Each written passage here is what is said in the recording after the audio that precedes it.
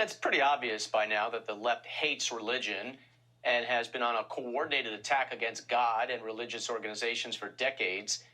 Here in America, anti-Semitism is on the rise, you know that, but so too is the weaponization against the Catholic Church. And this week it was uncovered that the Biden administration's FBI targeted Catholics to a much greater extent than was previously known. The FBI thought the threat was pretty high for, quote, radical Catholic traditionalists, meaning Catholics who actually go to church. John Yep is president of Catholics for Catholics. Sounds like an extremist group to me there, John. And Doug Burns, he's a former federal prosecutor.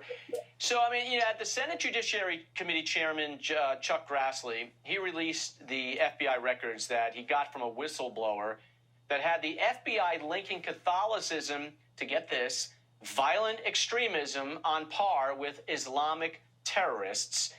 And you have to love the headline in the New York Times, of course. There it is. No bias found in FBI report on Catholic extremists. God. John, this is real dangerous territory when the government is targeting citizens practicing their religion.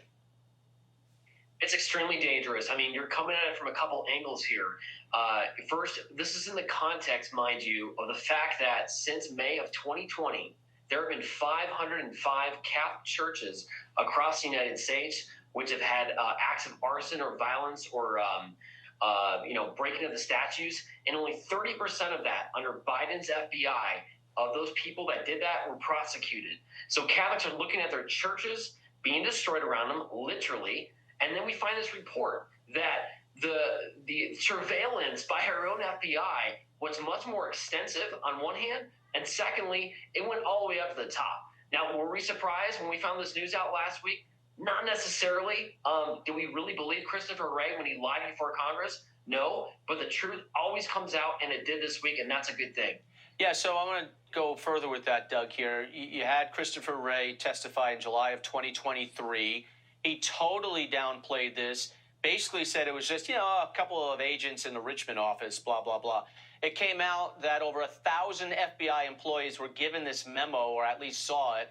And you actually, you had FBI agents spying on Catholics going to church.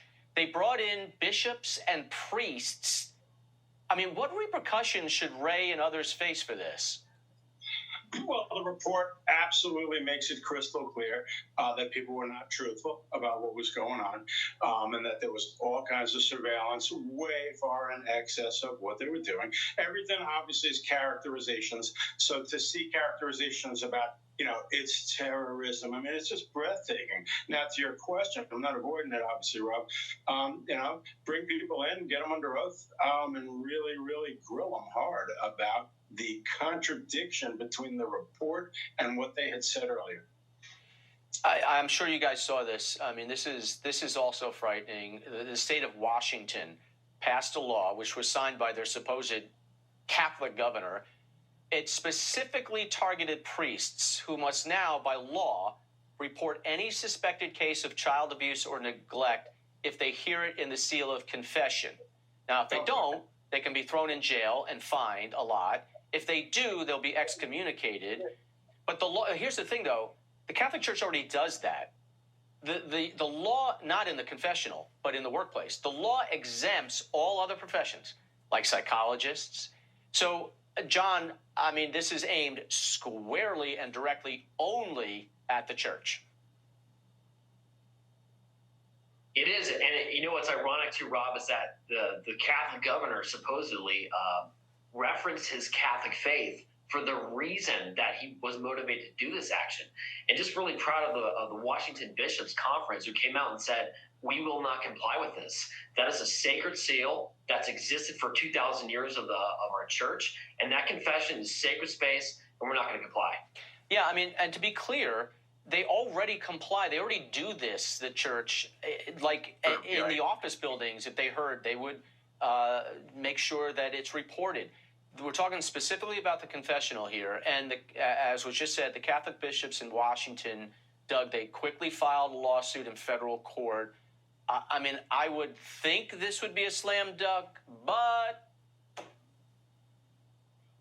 there are very serious legal ramifications, obviously, having to do with, protected privilege. And that's exactly what's going to be the basis of the lawsuit. And it is incredibly surprising that that official would take that action. I mean, it's just really remarkable to see some of these steps taken against Catholics, obviously. Doug Burns, John, yep, good to see you guys. Thanks, Rob. All right, more coming.